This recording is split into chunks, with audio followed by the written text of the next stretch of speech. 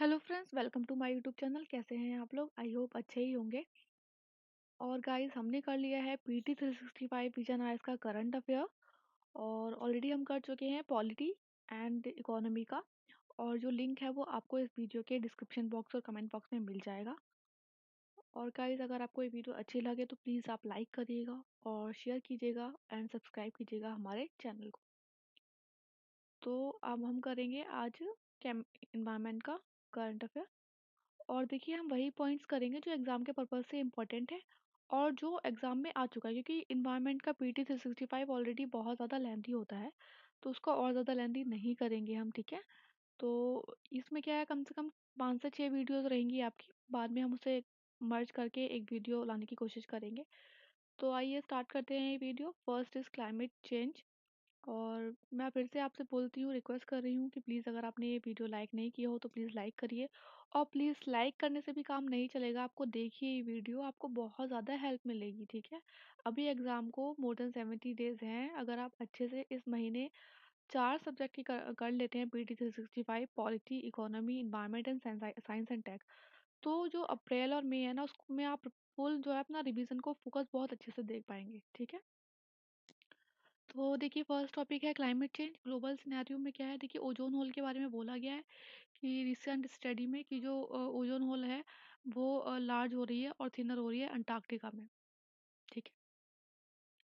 अच्छा, आपको पता ही होगा ओजोन होल है क्या? ओजोन होल एक स्ट्रेटोस्फीयर में पाई जा रही है और ये कम होती जा रही है एक तरीके से। देखिए, ये शील्ड ऑफ गैस है स्ट्रेटोस्फीयर में, जो कि एब्जॉर्ब करती है सन की अल्ट्रावायलेट रेज़। 90% जो अर्थ की ओजोन है वो किसमें होती है? स्ट्रेटोस्फीयर में होती है। अच्छा, आप मुझे बताइए कि जो लेयर्स ऑफ एटमॉस्फेयर होती हैं वो कैसे होती हैं और किस-किस सीरीज़ में होती है? ऑलरेडी क्वेश्चन आ चुका है। और ये क्वेश्चन आया है आपका यूपीपीसीएस में, यूपीएससी में और उत्तराखंड पीसीएस में भी आया है।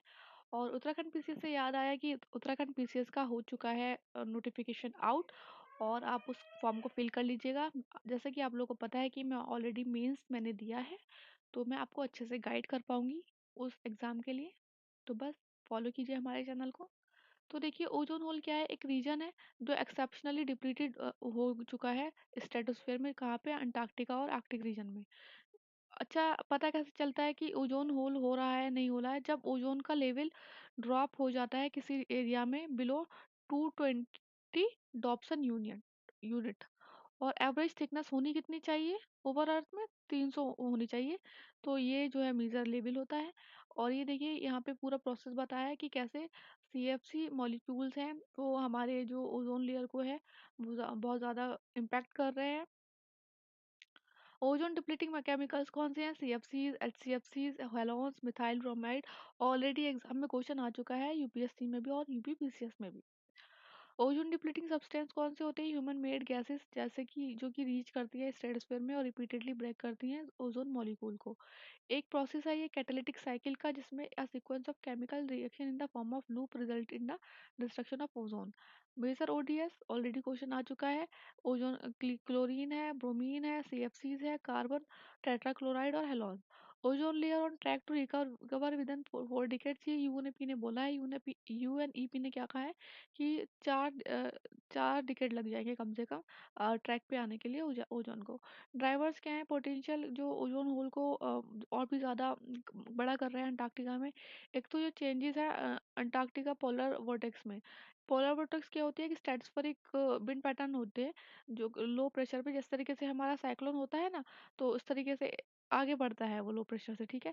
उसी तरीके से आगे बढ़ रहे हैं पोलर जो है स्ट्रेटोस्फीयर की तरफ, और एक क्लाउड का फॉर्मेशन कर रहे हैं। और उससे क्या होता है, पीसीएस को क्या बोलते हैं? नेक्रोस क्लाउड बोलते हैं और मदर ऑफ पर्ल बोलते हैं, जो कि फॉर्म्ड होते हैं ओनली बिलो -78 डिग्री सेल्सियस और ट्रैप करते हैं आउटगोइंग लॉन्ग वेव रेडिएशन। देखिए, जो शॉर्ट वेव वेव रेडिएशन क्या होती है, जो हमारी अर्थ पर आती है, ठीक है, सन से। और लॉन्ग वेव जो होती है वो होती है जो हमारी अर्थ बैक करती है, ठीक है, रिफ्लेक्ट बैक करती है। तो ये क्या होता है कि सही से रिफ्लेक्ट नहीं कर पाती है, वो ट्रैप कर लेता है वहाँ पे आउटगोइंग लॉन्ग वेव रेडिएशन को।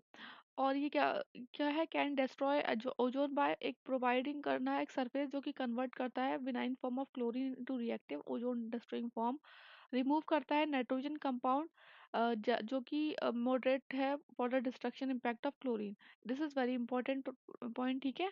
चेंजेस इन सोलर साइकिल भी जो चेंज कर रहे हैं हमारे सोलर साइकिल में, उसका मेन इम्पैक्ट पड़ रहा है। इंक्रीज हो रहा है एटमॉस्फेयर में अबंडेंस ऑफ सीएफसी। जो सीएफसीज है वो मेजर एक रोल निभा रहे हैं इसमें, ओजोन होल में, और ये इनका ही जो हमारे इन्वायरमेंट में बहुत बहुत ज़्यादा मात्रा में प्रेजेंस पाई जा रही है। Next is this already question आ चुका है, वॉल्केनो से रिलेटेड क्वेश्चन आ चुका है कि वॉल्केनोज में कौन सी गैसेस रिलीज होती हैं, ठीक है। तो अब ये है impact of volcanic eruptions on the ozone layer.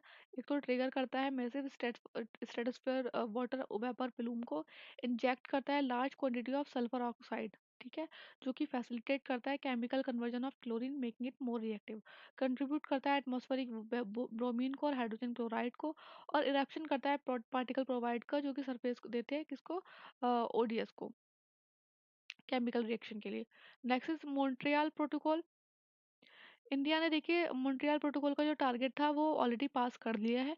और इंडिया के अचीवमेंट की बात करें तो एक्सीडेड द 35%, जो 35% का टारगेट था हाइड्रोफ्लोरोकार्बन्स को फेज आउट करने का, और इंडिया ने कितना कर लिया, 44% रिडक्शन अचीव कर लिया है from the 2020 base line. Eliminate कर दिया है SCFC 141 को। देखिए ये ऑलरेडी ना लास्ट ईयर भी बहुत ज़्यादा न्यूज़ में था, तो आप इसे एक बार देख लीजिएगा कि कहाँ कहाँ यूज़ होता है। SCFC जो होता है वो रेफ्रिजरेंट की तरह यूज़ होता है in production of new equipment, और HCFC 141 भी जो होता है वो ब्लोइंग एजेंट की तरह यूज़ होता है in production of rigid polyurethane foam. Next is will also phase out use of HCFC in new equipment manufacturing completed by December 2024। और ये क्या कर रहा है, ये मॉन्ट्रियल प्रोटोकॉल का ये टारगेट था 2030 का, और इंडिया पहले ही कर रहा है अचीव। अदर अचीवमेंट क्या है इंडिया के, फेज आउट कर दिया है उसने क्लोरोफ्लोरोकार्बन्स को, कार्बन टेट्राक्लोराइड को, हेलोन्स को फॉर कंट्रोल यूज में, और HFC से फेज आउट मैनेजमेंट प्लान लेके आया है। स्टेज सेकंड जो है वो करंटली इम्प्लीमेंटेड हो रही है फ्रॉम 2017 से लेके 2024 तक। ये बहुत इंपॉर्टेंट है। इंडिया कूलिंग एक्शन प्लान है क्या, आप देख लीजिएगा इसे अच्छे से। It aimed at reducing cooling demand, refrigerant transition, enhancing energy efficiency, और अडॉप्ट करना बेटर टेक्नोलॉजी ऑप्शंस को बाय 2037-38। इसमें ना कुछ टारगेट्स हैं, 2-3 टारगेट, वो आप अच्छे से पढ़ लेना इस वाले उसमें। अबाउट मॉन्ट्रियल प्रोटोकॉल की बात करें तो 1987 में आया था, इम्प्लीमेंट हुआ था थ्रू वियना कन्वेंशन, जो कि अडॉप्ट हुआ था 1985 में। यूपीपीसीएस में क्वेश्चन आता है मॉन्ट्रियल प्रोटोकॉल कब हुआ था, कब आया था, तो 1987 में आएगा। ग्लोबल इन्वायरमेंटल ट्रीटी है जो कि एलिमिनेट करती है production of use of ODS, ozone depleting substance. This is very important. और सिग्नेटरी कौन है, फर्स्ट यूनिवर्सली रेटिफाइड ट्रीटी है यूएन की। ये भी बहुत इंपॉर्टेंट है कि पहली ऐसी ट्रीटी बनी है जिसने सबको जिसको सबने रेटिफाई किया है। वर्ल्ड ओजोन डे कब होता है, 16 सितंबर। और उसकी अब मुझे बताइए कि इस बार की थीम क्या थी, ठीक है। थीम भी होती होगी ना, आई गेस। देख लीजिएगा आप, थीम होती है नहीं होती है, मुझे अभी याद नहीं आ रहा बिल्कुल भी। देखिए यूपीपीसीएस में ये तो आपको पता होगा, ये बहुत ज़्यादा फेवरेट क्वेश्चन है कि वर्ल्ड ओजोन डे कब मनाया जाता है। Kigali amendment to Montreal protocol was adopted in 2016 और एंटर्ड इनटू द फोर्स 2019। देखिए ये इम्पोर्टेंट है। मॉन्ट्रियल प्रोटोकॉल किस लिए था, ओडीएस को एलिमिनेट करने के लिए। और किगाली अमेंडमेंट जो है वो किगाली अमेंडमेंट है मॉन्ट्रियल प्रोटोकॉल को, to Montreal protocol was adopted in 2016। और ये किस लिए है, to phase down production and consumption of HFC. अब एचएफसी से रिलेटेड आए तो किगाली अमेंडमेंट हो जाएगा, और ओडीएस से रिलेटेड आए तो आपका मॉन्ट्रियल प्रोटोकॉल हो जाएगा। ऐसे छोटे छोटे पॉइंट पर जो है वो आपसे आजकल स्टेट पीसीएस, यूपीपीसीएस और यूपीएससी तो खेलता ही है, यूपीपीसीएस भी खेलने लगा है।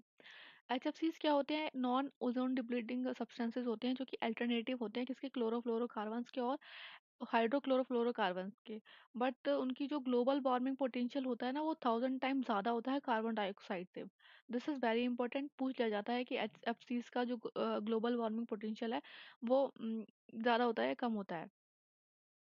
इसने डिवाइड कर दिया नेशन को 3 ग्रुप में, with a 4 step path to achieve 80% reduction in एचएफसीज consumption by 2047। India and Montreal protocol की बात करें तो India became party to Vienna convention. India कब हुई थी पार्टी, 1991 में, और मॉन्ट्रियल प्रोटोकॉल की हुई थी 1992 में। This is very important. Implementing agency कौन है, ministry of environment forest and climate change. This is also very important. और रेटिफाइड किया था किगाली अमेंडमेंट को 2021 में। इसमें इंडिया ने कंप्लीट कर लिया अपना phase down of hydrofluorocarbon in 4 steps from 2032 onward, with cumulative reduction of 10% in 2032, 20% in 2037 और 30% इन 2042। स्टेट ऑफ क्रायोस्फीयर की एक जैसे 2023 ये एक रिपोर्ट रिलीज की गई है, किसके द्वारा? इंटरनेशनल क्रायोस्फीयर क्लाइमेट इनिशिएटिव के द्वारा। ये है क्या, आईसीसीआई है क्या? एक नेटवर्क है एक्सपर्ट्स का और रिसर्चर्स का। देखिए एग्जाम में ऐसे पूछा जाता है, एक इंटरनेशनल ऑर्गेनाइजेशन है, क्योंकि इंटरनेशनल आ रहा है ना, तो बोलेंगे कि इंटरनेशनल ऑर्गेनाइजेशन है, यूएन की ऑर्गेनाइजेशन है, तो आपको ये पता होना चाहिए। तो ये है कि एक नेटवर्क है एक्सपर्ट्स का, रिसर्चर्स का, जो कि वर्क कर रहा है with government and organization to preserve earth cryosphere. ICCI program का टारगेट है climate dynamics of cryosphere, focus करना global amplification of cryosphere warming का। उन्होंने क्या बोला है, हाईलाइट किया है इस रिपोर्ट की, कि उन्होंने बोला है कि नियरली जो जितने भी ट्रॉपिकल ग्लेशियर्स हैं, मोस्टली जो मिड लैटिट्यूड ग्लेशियर्स हैं और पोलर रीजन्स वाले हैं, वो डिसअपियर हो जाएंगे अगर टेम्परेचर राइज करेगा कितना, 2% Celsius, 2 degree Celsius. Himalayas expected to loss 50% of today's ice, अगर ग्लोबल एवरेज टेम्परेचर टच कर जाएगा 2 डिग्री सेल्सियस को। और जो लास्ट डिकेड जो था ना, वो उसने विटनेस किया है 7 worst years of ice loss. Cryosphere की बात करें तो एक ये फ्रोजन पार्ट होता है हमारे प्लानट में। और क्रायोस्फीयर का रोल क्या होता है? देखिए एक रोल होता है इसका कि वो रेगुलेट करता है अर्थ का टेम्परेचर, क्योंकि उसमें एल्बिडो हाई होता है। एल्बिडो क्या होता है कि कितना फ्रैक्शन ऑफ लाइट जो है वो सरफेस रिफ्लेक्ट करे। एल्बिडो से रिलेटेड ऑलरेडी यूपीएससी में क्वेश्चन आ चुका है एक बार, ठीक है। उसमें पूछ पूछ लिया था कि यूपीपीसीएस में भी पूछा था, यूपीएससी में भी पूछा था कि शायद कि कौन सी जो आइस है, स्नोफॉल की होती है, कौन सी होती है, उसमें किस में ज़्यादा रिफ्लेक्टिंग पावर या हाई एल्बिडो होगा। स्टोर कार्बन कार्बन स्टोर करता है, परमाफ्रॉस्ट जो होते हैं वो ट्रैप करते हैं tons of carbon inside its soil. Water availability की बात करें तो कंटेन करता है 80% of world fresh water in form of glacier, ice sheets etcetera. Ice जो मेल्ट होता है क्रायोस्फीयर में कॉज करता है extreme weather event and sea level rise तो होगा ही होगा। इंडिया के इनिशिएटिव क्या है प्रोटेक्ट करने में क्रायोस्फीयर? एक तो national mission for sustaining the Himalayan ecosystem establish किया है उसने, centre for Himalayan glaciology in Wadia institute. Next is ice melt in west Antarctica. Isolated ice melt जो नोटिस की गई है वेस्ट अंटार्कटिका में थ्रू द वेरियस स्टडीज। देखिए ऐसे वाले कोई क्वेश्चन जो होते हैं ना, जैसे ऊपर वाला क्वेश्चन था क्रायोस्फीयर का, ये वाला हो गया आइस मेल्ट वाला, इसमें ना बेसिकली आपके लौट फिर के अब वही क्वेश्चन आते हैं कि अगर आइस जो है वो मेल्ट हो जाएगी तो क्या इन्वायरमेंट पे इम्पैक्ट पड़ेगा, या उसका रीज़न क्या है, इन्वायरमेंट किस तरीके से कॉज कर रहा है आइस मेल्ट को। तो वही सारे रीजंस होते हैं इसमें, ऐसे पूछ लिया जाता है एग्जाम में। उन्होंने बोला है कि जो वेस्ट अंटार्कटिका आइस शीट है अगर कम्प्लीटली लॉस हो गई, तो देखिए वही मैंने बोला आपको कि सी लेवल राइज हो जाएगा अप टू 55%। अब इतना तो कोई नहीं पूछता है कि कितने मीटर होगा, ठीक है। Ocean driven melting of floating ice shelf in Amundsen sea is the main process for contributing to sea level rise. अब इसमें ये इंपॉर्टेंट है कि एमंडसन सी है लोकेट कहाँ पे है, वेस्ट और located off the coast of west Antarctica. Sequence क्या होता है आइस मेल्ट का? ये भी वैसे नहीं पूछा जाता है, फिर आप फिर भी देख लीजिए कि पहले मेल्टिंग जो है वो कॉज करेगी रिट्रीट ऑफ ग्राउंडिंग लाइन, जो कि रिड्यूस करेगा resistance to ice flowing across the grounding line. फिर faster flow near the grounding line cause करेगा मोर हॉरिजेंटल स्ट्रेचिंग को, जो कि कॉज करेगी थिनिंग ऑफ आइस। ये क्रिएट करेगा एक स्टीपर सरफेस स्लोप्स, जो कि इंक्रीज कर देगा स्ट्रेस, जो कि आइस को जो है वो आगे की तरफ ले जाएगी।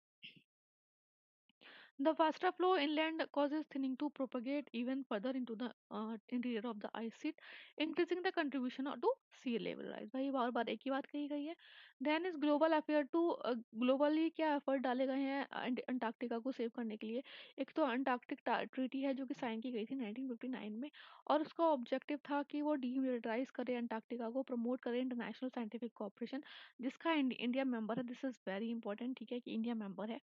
Convention for conservation of Antarctic seals 1972, convention on conservation of Antarctic marine living resources 1982, ये देखिए रेटिफाई कर दिया है इंडिया ने। और protocol and environmental protection to the Antarctic treaty, जिसे मैड्रिड प्रोटोकॉल बोला जाता है, और ये भी साइन करा है इंडिया ने।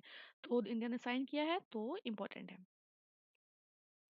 Next is Indian Antarctic programme है जो कि बिगन हुआ था 1981 में, और उसने बिल्ड किए 3 रिसर्च बेस स्टेशन इन अंटार्कटिका, जिसका नेम दिया गया दक्षिण गंगोत्री जो कि 1983 में ऑपरेशनलाइज हुआ था, मैत्री 1988 में, और भारतीय हुआ था 2012 में। देखिए ये ऐसे क्वेश्चन है, ये आप अगर यूपी पीसीएस में ले लें, उत्तराखंड पीसीएस में ले लें, सबके लिए बहुत ही इंपॉर्टेंट है ये। अगर आप इन दोनों एग्जाम की तैयारी कर रहे हैं या करेंगे तो ये आपके लिए बहुत इंपॉर्टेंट है, लिख के रख लीजिएगा इसको। एज ऑफ टुडे मैत्री और भारती है वही है, फुल्ली ऑपरेशनल है। Antarctic act 2022 enact by India to give effect to Antarctic treaty, convention on conservation of Antarctic marine living source और protection on environmental protection to Antarctic treaty and for matter connected. जो ऊपर तीनों जो treaties हैं वो India ने ratify और sign की थी, तो उसके लिए क्या हुआ, इनेक्ट किया था इंडिया ने अंटार्कटिक एक्ट 2022। की प्रोविजंस क्या है, इस्टेब्लिशमेंट होगा एक committee on Antarctic governance and environmental protection, permit system होगा, कॉन्स्टिट्यूशन होगा, अंटार्कटिक फंड का स्ट्रिंजेंट पेनल्टीज पड़ेंगी, डेजिग्नेटेड कोड बनाए जाएंगे to try punishable offence. Next is Arctic amplification, WMO ने स्टडी की है हाईलाइट, और हाईलाइट किया है कि जो आर्कटिक है वो वार्म हो रहा है double as much as world average, जितना वर्ल्ड का एवरेज हो रहा है उससे डबल हो रहा है आर्कटिक गर्म। अबाउट आर्कटिक एम्प्लीफिकेशन की बात करें तो it refers to warming differential between the poles and tropics. Arctic जो है वार्म हो रहा है nearly 4 time faster than the rest of the world. Reason क्या है faster warming of Arctic, reason के पोलर एम्प्लीकेशन जो है वो स्ट्रॉन्गर हो रहा है in the Arctic than in Antarctic, और it is an ocean covered by sea ice while Antarctica is an elevated continent जो कि with a permanent ice and snow. Melting of ice cover in Arctic expose कर रहा है more land water to the sun leading to more absorption of sunlight. Prevailing system of air circulation transfer कर रहा है heat को from tropics to पोल।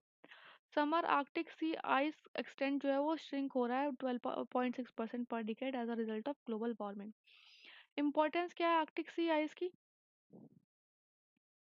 एक तो role है in keeping polar region cool, ठीक है ऑब्वियस सी बात है, रीजन को कूल रखेगा और मेंटेन करेगा अर्थ का एनर्जी बैलेंस, कीप करेगा एयर को cool by forming a barrier between the cold air above and relatively warmer water below, change करेगा सी आइस को और अफेक्ट करेगा बायोडाइवर्सिटी एंड इम्पैक्ट एनिमल्स को, जैसे कि पोलर बेयर हो गया, वॉलरसेस हो गया, और अफेक्ट करेगा traditional subsistence hunting life style को, जो इंडिजिनस पॉपुलेशन जो की होती है।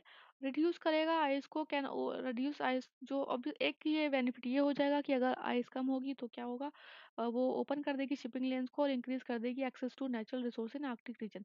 ऐसा ही क्वेश्चन यूपीएससी मेंस में ऑलरेडी आ चुका है। Related concept blue ocean event क्या होता है, it refers to situation in which the Arctic ocean की जो आइस एरिया है वो ड्रॉप हो जाता है बिलो 1 मिलियन स्क्वायर किलोमीटर, जो कि लीड करता है changes of Arctic surface colour from white to blue. It process this is a process जो कि रिड्यूस करता है amount of sunlight reflected into space और लेड करता है further warming and ice loss. Next is international conference convention and initiative, 28th conference of parties to COP 28 हुआ है अभी, दिस इज वेरी इंपॉर्टेंट। देखिए जो लास्ट ईयर में हुआ था ना ये COP 27, उसमें भी बहुत सारी चीज़ें आई थी, बहुत प्लेस लिए गए थे, एस्टेब्लिशमेंट लिए थे। तो मैं आपको सजेस्ट करूंगी कि आप गूगल पे जाइए और देखिए कि COP 27 में कौन कौन सी चीज़ें हुई थी। ये इंपॉर्टेंट है क्योंकि लास्ट ईयर तो ऐसा कोई क्वेश्चन आया नहीं था वहां से, ठीक है। तो इस बार चांसेस हैं क्योंकि यूपीएससी का ऐसा रहता है कि वो कुछ साल पुराने करंट अफेयर पूछता है, ठीक है। तो देखिए COP 28 कहाँ हुआ है, दुबई में UAE में, और COP 29 कहाँ होगा, अजरबैजान में, और COP 30 कहाँ होगा, ब्राज़ील में। इंपॉर्टेंट है, याद रखेंगे हम, ठीक है, खासकर स्टेट पीसीएस के लिए। अब कि आउटकम्स क्या हुआ COP 28 के, एक तो फिक्स किया है क्लाइमेट फाइनेंस को, ऑपरेशनलाइज किया है लॉस एंड डैमेज फंड को, ठीक है।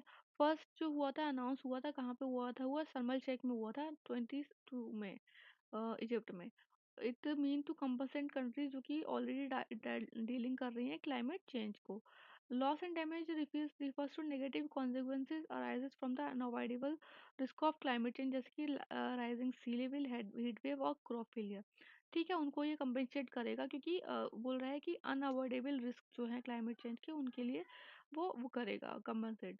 अच्छा, ये इसमें ये वाला पॉइंट बहुत इंपॉर्टेंट है कि जो वार्शो इंटरनेशनल मैकेनिज्म था, उसने एस्टेब्लिश किया था एट सीओपी 29 इन 2013 वार्शो में, पोलैंड में उसने किया था, to address loss and damage associated with the climate change in developing country. ठीक है, तो सबसे पहले किस में आया था?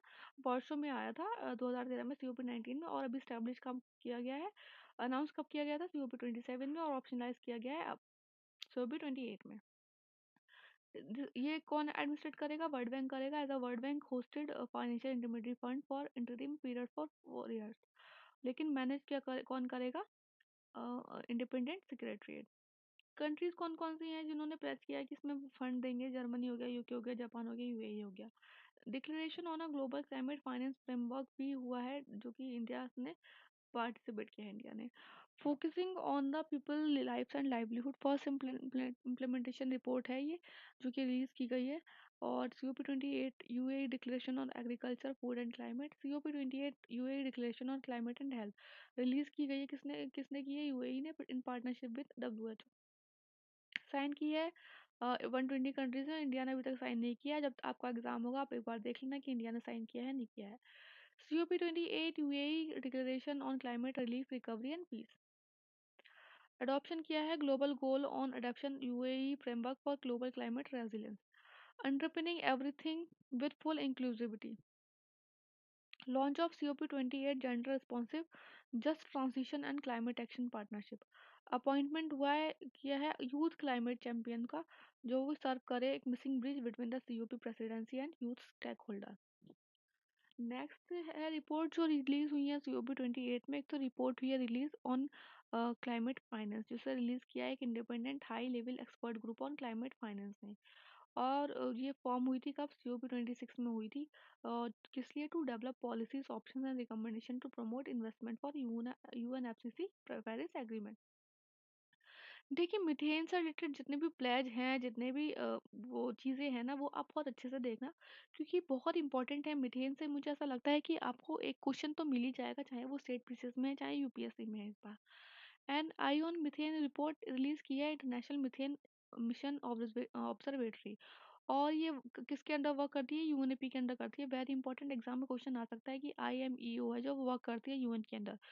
तो यूएन के अंदर तो करती है, यूएनईपी के अंदर करती है। ठीक है, launch eight G20 leader summit कब हुई थी? G20 लीडर समिट 2021 के टाइम पे लॉन्च हुआ था। और ये प्रोवाइड करेगा decision makers a framework to track and monitor methane emission to plan targeted and ambitious action for their mitigation. UNFCCC की बात कर ले तो एक इंटरनेशनल एनवायरमेंटल ट्रीटी है, जो कि रिड्यूस करना चाहती है green house gases to prevent global warming.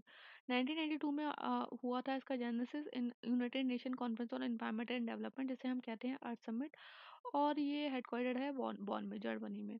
Secretariat कहाँ पे है? बॉन में, जर्मनी में। 197 पार्टीज हैं, इंडिया भी पार्ट है। पेरिस एग्रीमेंट अडॉप्ट हुआ था 2015 में। एग्जाम में क्वेश्चन आ जाता है कब अडॉप्ट हुआ था? 2015 में। और ये लीगली बाइंडिंग है, दिस इज वेरी इंपॉर्टेंट। गोल क्या है इसका? कि जो ग्लोबल एवरेज टेम्परेचर है वो increase well below 2.2 degree Celsius above pre industrial level, with effort to limit the rise to 1.5 degree Celsius का एफर्ट है। क्योटो प्रोटोकॉल अडॉप्ट हुआ था 1997 में, एंटर्ड हुआ था 2005 में। तीनों डेट्स बहुत इंपॉर्टेंट है, खासकर स्टेट पीसीएस के लिए। ओके, इनिशिएटिव क्या है? Momentum for change in climate neutral law, जो कि लॉन्च किया गया है यूएनएफसीसी सेक्रेटरीट ने। ये अर्ज कर रहा है इंडिविजुअल कंपनीज और गवर्नमेंट को कि वो अचीव करें climate neutrality through 3 step. Measure करें क्लाइमेट फुटप्रिंट को, रिड्यूस करें ऑफसेटिंग और रिड्यूस और and offsetting the emission. Report जो है वो रिलीज की है यूएनएफ सीसी ने। कौन सी की है? Global stock take GST technical synthesis report की है। ग्लोबल स्टॉक टेक है क्या? एक प्रोसेस है कंट्रीज का, जहाँ पे वो देख सकती हैं कलेक्टिवली कि उन्होंने क्या प्रोसेस किया है to meet the targets of Paris agreement goal. और कब? साल में 5 साल में एक बार। ग्लोबल स्टॉक टेक जो है वो कॉल करती है parties to the Paris agreement to follow 8 step. ये चार ये 8 स्टेप हैं, जैसे कि ट्रिपलिंग कर देना रिन्यूएबल एनर्जी कैपेसिटी ग्लोबली, और डबलिंग कर देना global average annual rate of energy efficiency improvement by 2023। Accelerate कर देना effort toward the phase down of unabated coal power. Accelerate कर देना efforts globally towards net zero emission energy system, और utilize कर देना zero and low carbon fuel. Transitioning away from fossil fuels, accelerate कर देना लो emission technologies को, और accelerate कर देना substantially reducing non carbon dioxide emission globally, accelerate कर देना reduction of emission from road transport, और फेज आउट कर देना inefficient fossil fuel subsidies. Paris agreement synthesis report क्या बोलता है? इम्प्लीमेंटिंग लेटेस्ट एनडीसीज क्या है? नेशनल डिटरमाइंड कॉन्ट्रीब्यूशन है, will increase emission by approximately 8.8% by 2023। इतना कुछ इम्पोर्टेंट नहीं है, ठीक है, कोई ज़्यादा ज़रूरत नहीं है देखने की। नेक्स्ट इसकी initiative launch in, this is very important, ये हम बहुत अच्छे से देखेंगे। ग्लोबल ग्रीन क्रेडिट इनिशिएटिव हुआ है, जिसे लॉन्च किया है, और लॉन्च और इनिशिएट किसने किया है? इंडिया ने किया। इसका फीचर्स क्या होंगे? सर्व करेगा एक इंटरनेशनल प्लेटफॉर्म की तरह for dialogue collaboration and exchange of innovative environmental programme और इंस्ट्रूमेंट। इसे क्या बोलेंगे हम? Global platform for nature's ecological transformation भी बोल सकते हैं ग्लोबल ग्रीन क्रेडिट इनिशिएटिव को, ठीक है। की पर्पस क्या है इसका? शेयर करना ग्लोबल टेक्निकल्स को, और अपने एक्सपीरियंस आपस में शेयर करना, शेपिंग करना है ग्रीन क्रेडिट पॉलिसी इंस्ट्रूमेंट को, सपोर्ट करना है इम्प्लीमेंटेशन एक दूसरे का, creating one common value chain. Features क्या है? एक ग्रीन क्रेडिट सिस्टम होगा जिसमें कि वो करेंगे fully digital and tradable instrument for environmental sustainability. एक ग्रीन क्रेडिट पोर्टल होगा, एक जो रिपॉजिटरी की तरह वर्क करेगा, डॉक्यूमेंट करेगा plantation environmental project, working to shape global demand for future policies के लिए, अलाइन करेगा principles of the green credit program GCP. Green credit जो है वो फोकस कर रहा है वॉलंटरली इन्वायरमेंटल एक्शंस को, इन्वॉल्व कर रहा है community, private industry and individuals को। Global renewable and energy efficiency pledge क्या बोलती है? साइन किया है 118 कंट्रीज ने on the sideline of COP28। India ने साइन नहीं किया है। एम क्या है? ट्रिपल कर देना global installed renewable energy capacity को एटलीस्ट 11,000 गीगावाट, एंड डबल कर देना global energy efficiency improvement rate को मोर देन 4% बाय 2030, और फेज डाउन कर देना अनएबिटेड कोल को। द ग्लोबल कोलिंग प्लेज थोड़ा इंपॉर्टेंट है, इनिशिएट किया यूएई ने, इंडिया भी सिग्नेटरी नहीं है। एम क्या है? कमिट करना कंट्रीज को कि वो रिड्यूस करे अपनी कूलिंग एमिशंस को एटलीस्ट 68% बाय 2050, इंक्रीज कर देना access to sustainable cooling by 2030, increase कर देना global average efficiency of new air conditioner by 50%। Emission target draw on the modelling from the UNEP cool coalition report global watch cooling watch 2023, ठीक है। Cool कोalition report के कौन release करता है? UNEP करता है, दिस इज वेरी इंपॉर्टेंट। और global cooling watch कौन, कीपिंग इट चिल कौन करता है? Global cooling watch. Fossil fuel oil and gas decarbonisation charter sign किया है 50 कंपनीज ने, जो कि रिप्रेजेंट कर रही है more than 40% of global oil production. अब ऐसे इसमें एग्जाम में क्वेश्चन आ जाता है कि इसको किसने मतलब साइन किया है, कौन सी इनिशिएटिव किसका है, गवर्नमेंट का है, इंटो गवर्नमेंटल है, ठीक है, तो हम याद रखेंगे किसका है, कंपनीज का है। एक ग्लोबल इंडस्ट्री चार्टर है जो कि डेडिकेट कर रहा है speeding up climate action and achieve करना high scale impact across the oil and gas sector. Key initiative है अंडर ग्लोबल कार्बनाइजेशन एक्सीलेटर, और लॉन्च हुआ था कहाँ पे? ये वर्ल्ड क्लाइमेट एक्शन समिट हुआ था जो कि रिसेंटली हुआ था। कहाँ पे हुआ था ये भी बताइए आप मुझे कमेंट सेक्शन में। जीडीए जो है वो फोकस कर रहा है तीन पिलर्स में, scaling energy system of tomorrow, carbonizing energy system of today, and targeting methane and other non CO2 green house gases. Africa green industrialization initiative बोलता है अफ्रीकन लीडर लॉन्च किए गए हैं COP28 पे, aims to accelerate green growth of industries in Africa and attract finance and investment opportunities. G7 climate club देख लेंगे हम एक बार, लेड किया है किसने? जर्मनी और चाइना ने, along with 36 member country Kenya, UAE, EU और स्विट्जरलैंड। इंडिया मेंबर नहीं है। एक ओपन और कोऑपरेटिव और इंक्लूसिव फोरम है क्लाइमेट एम्बिशियस कंट्रीज का, जिनका गोल है कि वो सपोर्ट करें effective implementation of Paris agreement से रिलेटेड है, और टू सपोर्ट करें एक्सेलरेटेड क्लाइमेट एक्शन और इंक्रीज करें ambition to achieve global net zero green house का एम्बिशन, ठीक है। क्या करना कि वो अपना जो अचीव कर पाए अपना एम्बिशन, कि global net green house gas emission करना है। फर्स्ट जो है वो प्रपोज किया था जर्मनी ने, G7 समिट कब हुआ? 2022 में किया था। इंटरिम सेक्रेटरीट कौन कहाँ होगा इसका? OECD और IEA में होगा। Allied climate partner ACP platform initial funders कौन है इसके? Arnold Venture, Walmart Group, Bezos Earth Fund, Anita and Josh Vacation, the Children's Investment Fund Foundation, etc. ACP क्या है? एक philanthropic investment organization है और टू एम क्या है इसका? To increase the number of climate related project and businesses in emerging economy. Initial focus रहेगा regions में जैसे कि south east Asia, Caribbean and central America, Africa और इंडिया में भी। ठीक है, इन्वेस्ट होगा in south east Asia clean energy facility. ACP क्या है? एक इंटरनेशनल एसीपी और इंटरनेशनल फाइनेंस कॉरपोरेशन जो है, जो कि क्या है, वर्ल्ड बैंक की आर्म है, aims to generate 11 billion dollar for climate investment in developing country. IFC क्या है? एक प्राइवेट सेक्टर आर्म है वर्ल्ड बैंक की, जो कि एनकरेज करती है private investment in developing country. Next is Alterra fund, जो कि अनाउंस किया है यूएई ने। एक 30 बिलियन डॉलर का क्लाइमेट फंड है, जिसका विजन है कि वर्ल्ड का largest private investment vehicle for climate action बनना और मोबिलाइज करना 250 बिलियन डॉलर ग्लोबली बाय 2030 और टू क्रिएट करना fair climate finance system. India का रोल क्या है? सीओपी 28 में India voice the concerns of global south और and reiterated the urgency of making climate finance available to the developing countries in COP 28। India का role क्या रहा COP 28? एक तो उसने लॉन्च किया, को लॉन्च किया leadership group of industry transition led IT 2.0, एक इंक्लूसिव और industry transition development and transfer of low carbon technology initiative है और फाइनेंशियल सपोर्ट करना इमेजिंग इकोनॉमी को फॉर इंडस्ट्री ट्रांजिशन के लिए। लेट आईटी को लॉन्च किया है किसने? इंडिया और स्वीडन ने किया है, ये बहुत ज़्यादा इंपॉर्टेंट है, at the UN climate action summit in 2019। को होस्ट किया है इंडिया एंड यूएई ने event on green credit programme at COP 28। Green credit initiative focus करेगा वॉलेंट्री इन्वायरमेंटल एक्शंस पे, जिसमें सबका इन्वॉल्वमेंट होगा, कम्युनिटी, प्राइवेट इंडस्ट्री और इंडिविजुअल्स का। इंडिया ने पार्टिसिपेट किया है मैंग्रोव अलायंस फॉर क्लाइमेट। देखिए ये इसलिए मैंने आपको बोला ना, सीओपी 27 जो था ना वो बहुत ज़्यादा इंपॉर्टेंट था।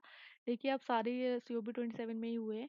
मैग जो हेल्प करेगा एक्सेलरेट कंजर्वेशन में restoration and growing plantation effort of mangrove ecosystem globally. और इनिशिएट किसने किया था? यूएई और इंडोनेशिया ने किया था ड्यूरिंग टू सीओपी 27, और इंडिया इसका मेंबर है तो ये और इम्पोर्टेंट हो जाता है। Next is India led global river cities alliance launch हुआ है, वेरी इंपॉर्टेंट। एनएमसीजी ने साइन किया है memorandum of common purpose with Mississippi river cities and town initiative. ये इसने लॉन्च किया है GRCA as a current river cities alliance has now expanded. जो रिवर सिटी अलायंस अभी प्रोग्राम चल रहा है वो एक्सपेंड किया है it's extend to members of 267 global river cities including India, US and Denmark.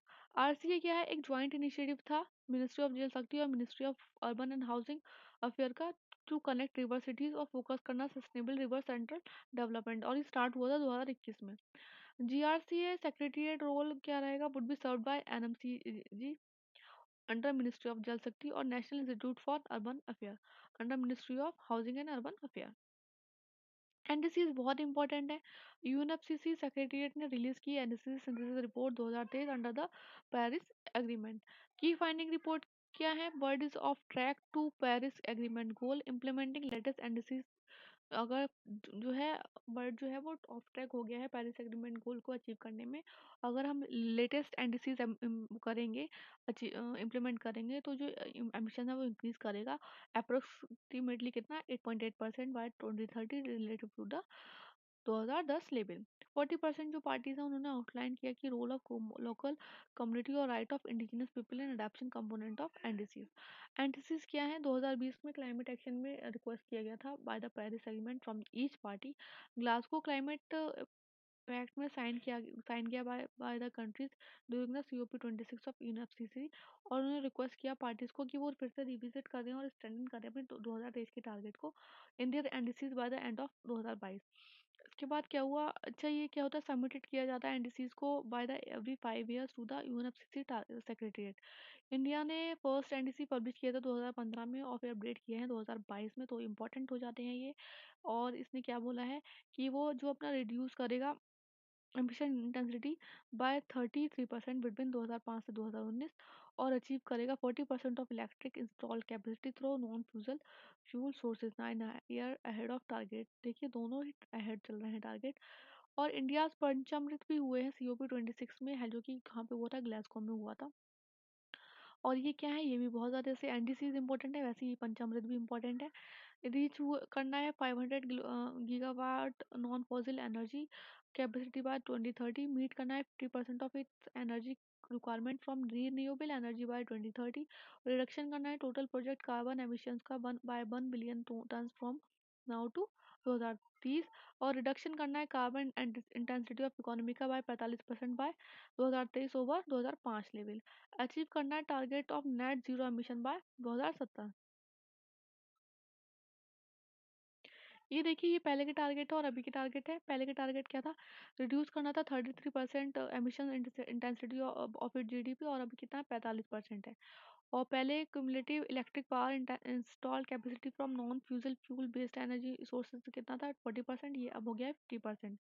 और ये वाला थर्ड वाला पॉइंट अभी भी उतना ही है कि क्रिएट करना है एडिशनल कार्बन सिंक कितना, 2.5 to 3 billion tonne of CO2 equivalent. ठीक है, ये इसमें इतना इम्पोर्टेंट कुछ है नहीं।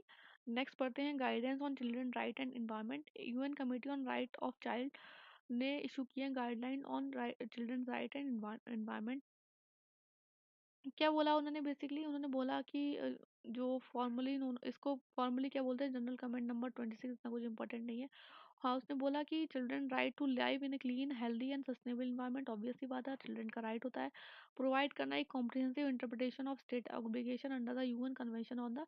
वही बोला है कि भाई देखो, इंडिया वो चाइल्ड जो है वो हमारे देश का फ्यूचर है, तो उसका एक राइट होता है कि वो अच्छे से रहे, साफ जगह पे पले, हेल्दी रहे, सस्टेनेबल इन्वायरमेंट उसे मिले।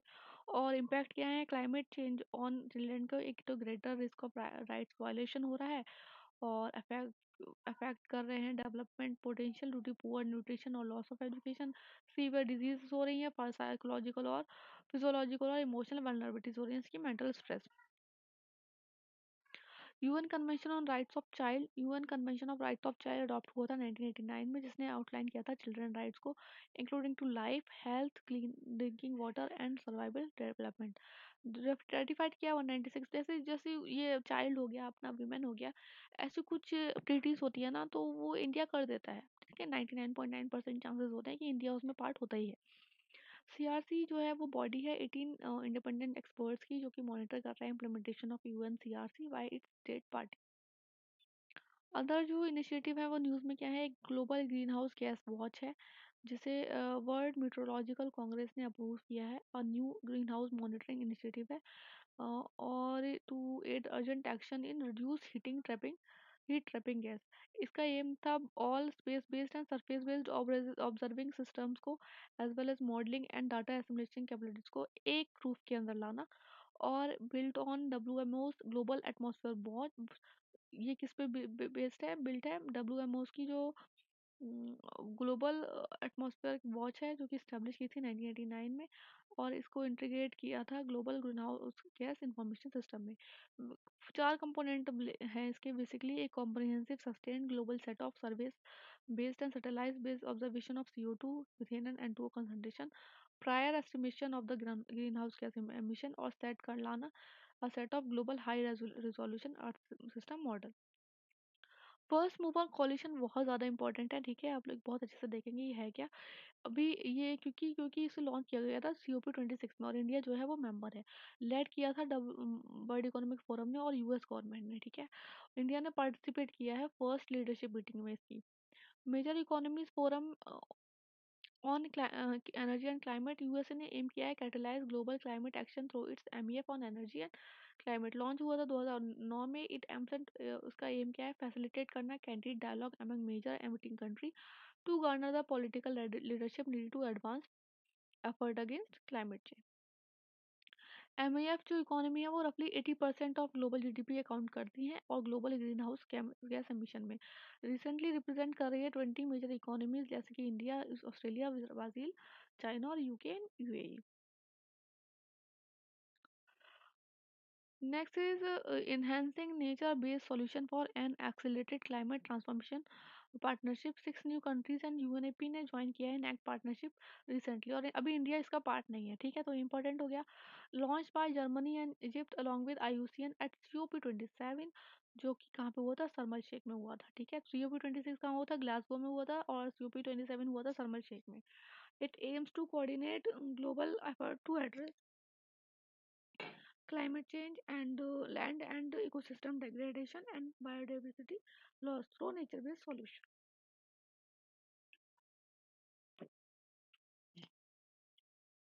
Global research alliance on agriculture green house की बात करें तो न्यूजीलैंड के जो मिनिस्टर हैं वो रिसेंटली उन्होंने इंडिया को इनवाइट किया है कि वो ज्वाइन करे GRA for sharing researches on mitigation of climate change impact on agriculture.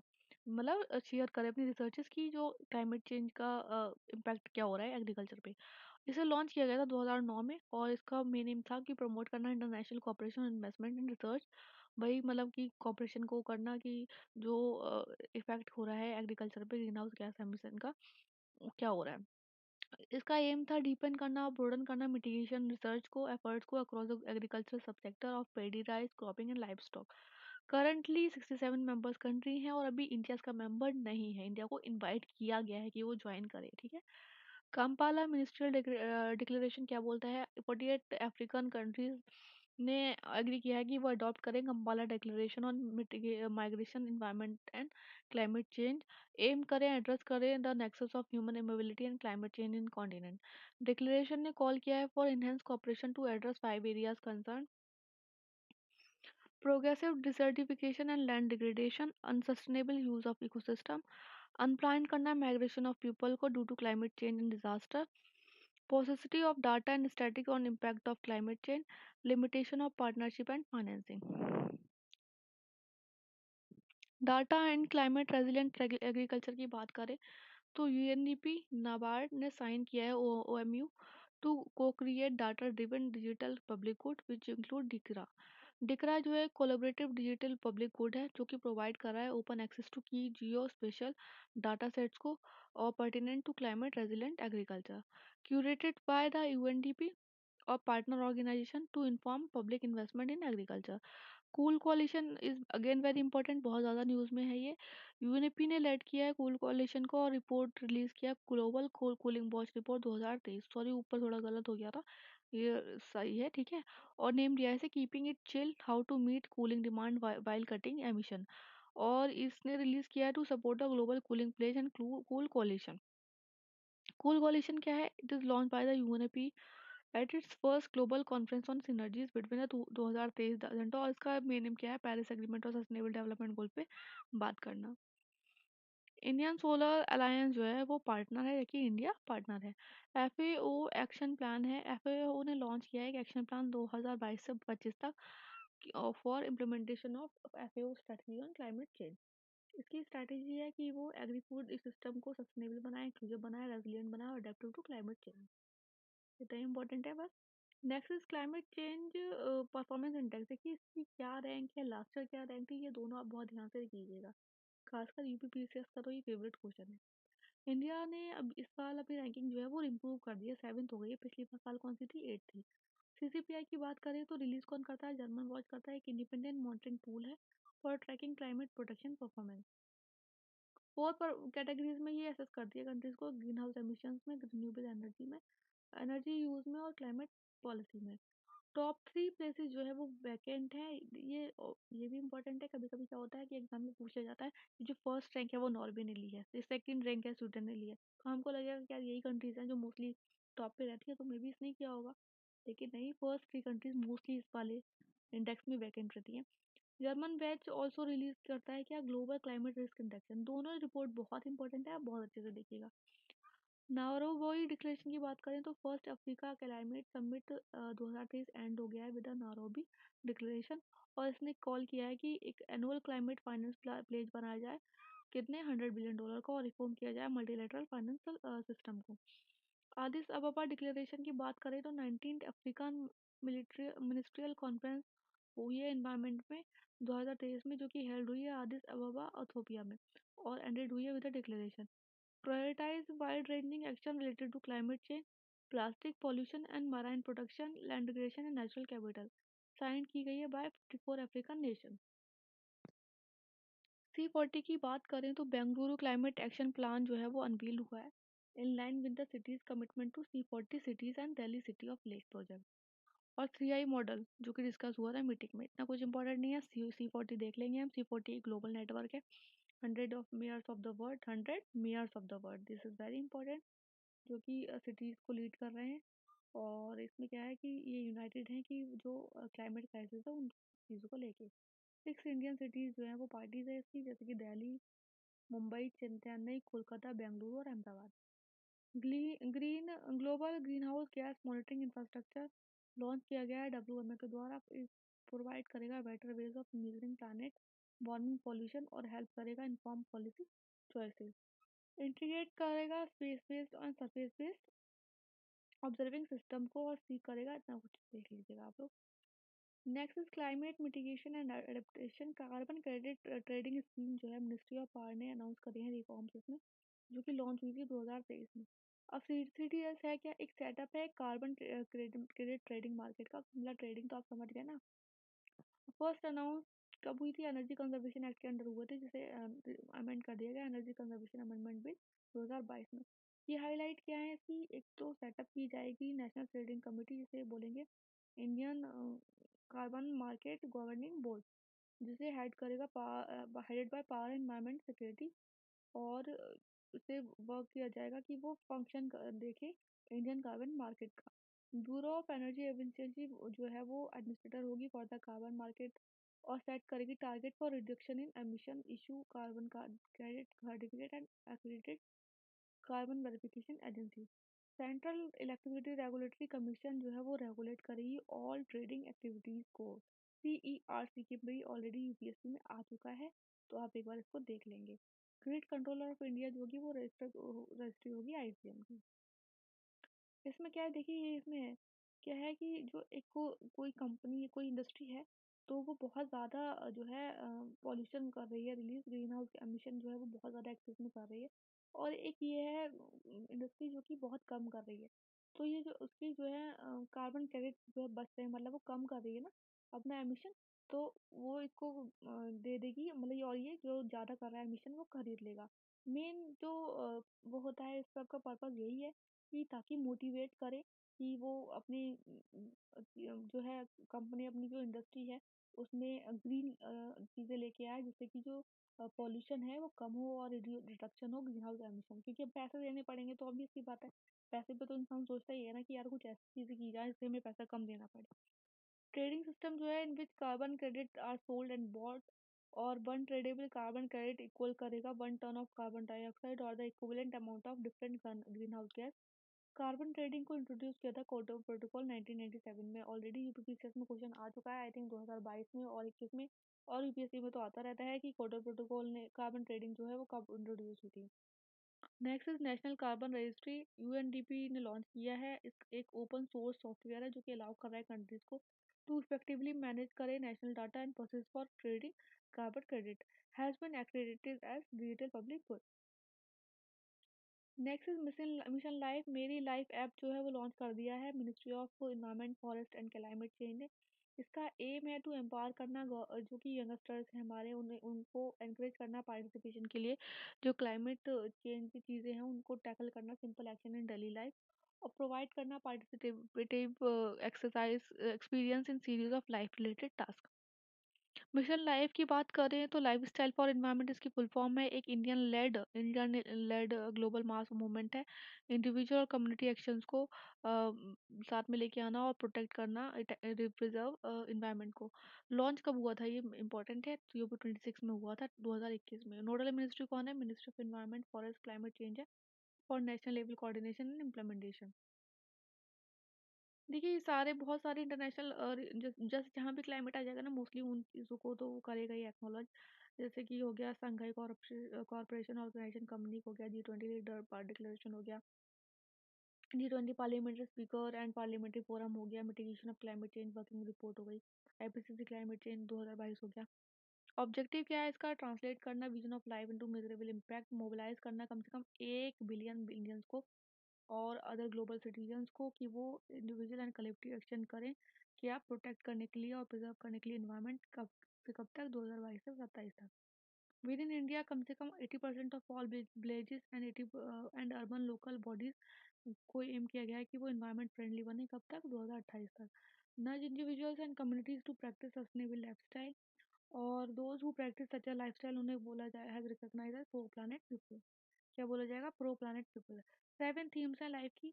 Save energy, save water, say no to single use plastic, adopt sustainable lifestyle, reduce waste, adopt healthy lifestyle and reduce e waste. ठीक है, ई waste ये भी देख लेना आप। Implementation mechanism क्या होगा? Coordinate करेंगे डिफरेंट मिनिस्ट्रीज और डिपार्टमेंट इंस्टीट्यूशन और की परफॉर्मेंस इंडिकेटर्स दिए जाएंगे और क्रिएशन होगा लाइव डैशबोर्ड का।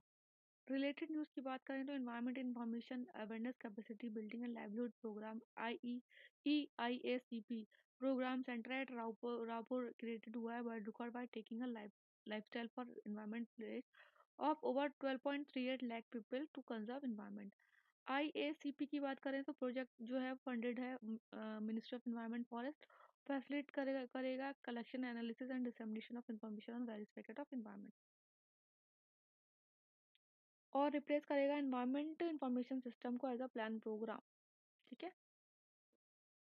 राइट टू रिपेयर की बात करें तो ministry of electronic and information technology ने लॉन्च किया एक pilot project on ERSO. ERSO क्या है? इलेक्ट्रॉनिक रिपेयर सर्विस आउटसोर्सिंग है। उसने बोला है कि इसका इनिशिएटिव है कि इंडिया को मेक करना repair capital of the world, repair capital of world बनाना। ERSO involve outsourcing defective damage electronic items to Indian repair service organisation for repair refurbishment. और मतलब बेसिकली ये बोला गया है कि अगर कोई कंज्यूमर कह रहा है कि उसे रिपेयर करानी है कोई चीज़ तो उसके पास ये राइट है और कि वो लॉफुली परचेज करे प्रोडक्ट डायरेक्टली और by selecting a repair service of the choice.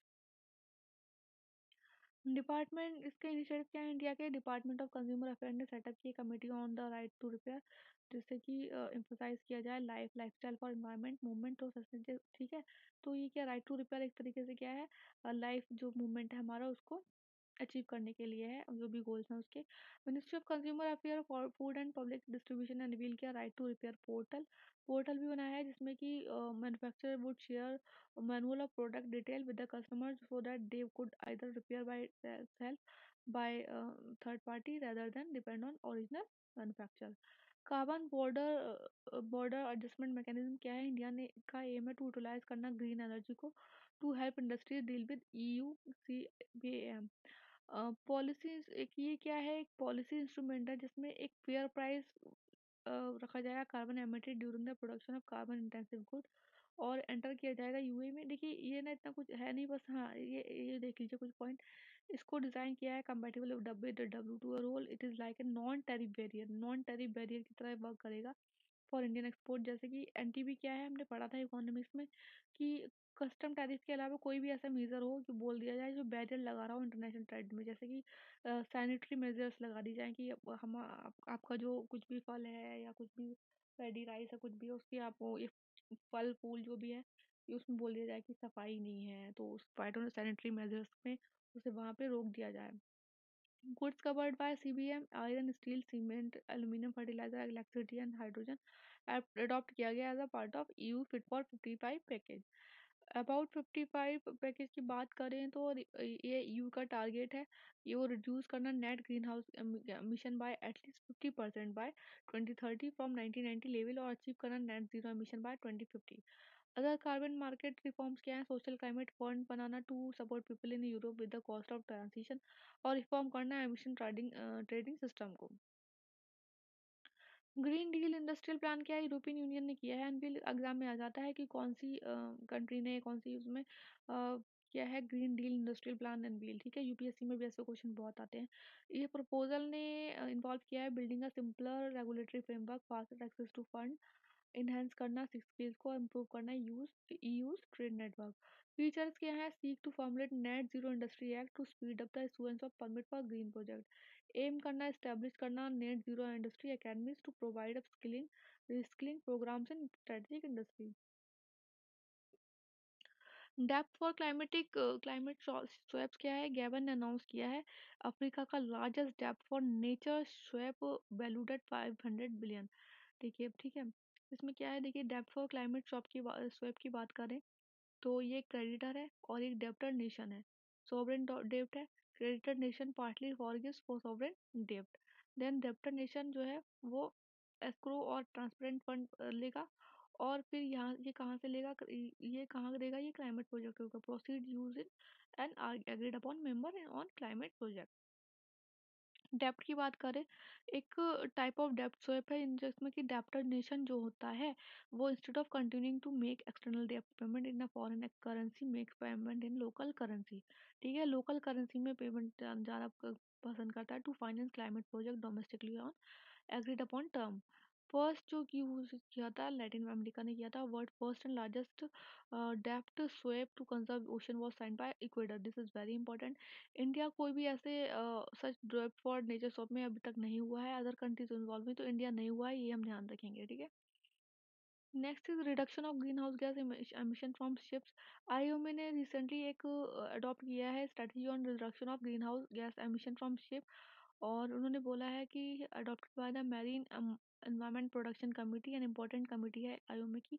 अच्छा, ग्रीन हाउस गैस जो है वो शिपिंग इंडस्ट्री से कम कितना होता है 2.89% होता है जो कि manmade green house gas emission sources होते हैं और इसमें होते हैं कार्बन डाइऑक्साइड। एग्जाम में से क्वेश्चन आ सकता है कि शिप्स से कौन कौन से ग्रीन हाउस गैस एमिशन होती है। कार्बन डाइऑक्साइड, ब्लैक कार्बन भी होता है, नाइट्रोजन ऑक्साइड्स होते हैं और ऑक्साइड नाइट्रस ऑक्साइड। प्रोविजंस क्या है स्ट्रेटेजी के, एक तो रिडक्शन ऑफ एमिशन करना, रिड्यूस करना CO2 एमिशन एटलीस्ट 40% बाय 2030 और रीच करना net zero green gas emission around 2050। Technology adoption लेके आना एटलीस्ट 5% जो है, striving for 10% of energy use by international shipping और पीरियोडिक रिव्यू 5 ईयर रिव्यू करना। फर्स्ट रिव्यू कहाँ होगा, 2028 में होगा। टेक्नोलॉजीज देख लेते हैं कौन कौन सी रिक्वायर है। एक तो क्लोज लूप स्क्रबर है, सेलेक्टिव कैटालिटिक रिडक्शन और स्लो टीमिंग है। क्लोज्ड लूप स्क्रबर में क्या होता है कि सी वाटर में ऐड कर दिया जाता है एल्कली जैसे कि sodium hydroxide to scrub the exhaust gases. Selective catalytic reduction में रिड्यूस कर दिया जाता है tailpipe emission of nitrogen oxide down to near zero level. Slow steaming में प्रोसेस जो होता है डेलिबरेटली रिड्यूस कर देता है स्पीड ऑफ कार्गो शिप को to cut down fuel consumption and carbon emission. Other effort क्या है रिड्यूसिंग एमिशन फ्रॉम से, तो ministry of port and shipping waterways ने हरित सागर ग्रीन पोर्ट गाइडलाइन लेके आए हैं। हम PD 365 इकोनॉमी में किया है ये। इंडिया जो है सेलेक्ट हुई है as the first country under the IMO green voyage 2050 project. Maritime vision आया है, 13 पोर्ट्स को डेवलप कर दिया गया है। हाइड्रोजन हब सेंटर्स ने सेट किया 2030 target for India to become global hub for green shipping. सारे पॉइंट हम कर चुके हैं PD 365 इकोनॉमी में। ग्लोबल क्या है डिक्लेरेशन, एक तो क्लिड बैंक डिक्लेरेशन है for green shipping corridor, India signatory नहीं है, ये ध्यान रखेंगे हम। Financing sustainable maritime transport fin smart time table initiative IMO EBRD और वर्ल्ड बैंक द्वारा लिया गया है। और global maritime technology cooperation centre network European union IMO के द्वारा है। IMO cares coordinated actions to reduce emission from shipping foundation project 2022 से 2024 और international code of ship operating in polar water on polar code एक international regime adopted है bye IMO इन 2014। National framework क्या है climate services का, IMD ने और Christ university ने साइन किया है MOU to collaborate on climate research during a workshop on NFC. NFC है क्या, इंडिया ने प्रपोज किया है under global framework for climate services और 2009 से जो है वो Switzerland, China and UK launch कर रही है एनएफसी। इसका एम है स्ट्रेंथ करना, प्रोडक्शन करना, एबिलिटी करना, delivery and application of science based climate monitoring. Nodal agency क्या है, IMD। क्लाइमेट सर्विसेज क्या है, national framework for climate service for India में energy, health, disaster risk reduction, agriculture food security, water and other. GFCs की बात करें तो launch हुआ था world global framework for climate service जो है वो लॉन्च हुआ था वर्ल्ड क्लाइमेट कॉन्फ्रेंस 3 में 2009 में। कोऑर्डिनेट कर रहा है कौन, WMO। Global partnership of government है, India is a founding member. This is very important कि इंडिया फाउंडिंग मेंबर है और अदर ऑर्गेनाइजेशन। और एम क्या है to achieve climate smart society. Other climate related terms and news जो है, एक तो India climate energy dashboard start किया गया, किसने किया, नीति आयोग ने किया है। ये क्या है, एक वन स्टॉप प्लेटफॉर्म है for near real time data on energy sector, climate और related economic data set. UN climate change high level champion जो है वो क्या है कि दो किए जाएंगे अपॉइंट हाई लेवल चैंपियन। और ये कौन किया गया है ये देख लीजिए आप, HEMS रजान अल मुबारक को किया गया COP28 में, और HEMS निगार अपाद्राई को किया गया COP29 में। एनर्जी ट्रांजिशन एडवाइजरी कमेटी एक green ship the low carbon transition of India oil and gas sector report submitted की गई है। और इस रिपोर्ट ने फोकस किया है increasing in adoption of clean energy solution, जैसे कि hydrogen, biofuel, nuclear, geothermal, tidal in India's energy mix. ETSC की बात करें तो 2021 में स्टैब्लिश हुआ है। किसने किया है ये? Ministry of petroleum and natural gas ने form to draw an energy transition pathway for oil and gas public sector. Short lived halogen देख लेते हैं। शॉर्ट लिव्ड हैलोजन क्या होता है? इनका लाइफ टाइम कितना हो? 6 मंथ से कम हो। वो गैसेस हैं जो कि कंटेन करती है हैलोजन एलिमेंट, जैसे कि क्लोरीन, ब्रोमीन, आयोडीन। और सोर्स क्या है इसका? Marine phytoplankton, algae, biotic source from ocean and tropospheric chemistry. Impact क्या कर रहा है ये? रिड्यूस कर रहा है वार्मिंग बाय डिप्लीटिंग ओजोन, ठीक है, ओजोन लेयर में वो कर रहा है, और रिड्यूस कर रहा है formation of cooling aerosol. SLH क्या है? इंक्रीज, SLH इंक्रीज कर देता है मीथेन का life time in the atmosphere, increase कर देता है लेवल ऑफ वाटर वेपर।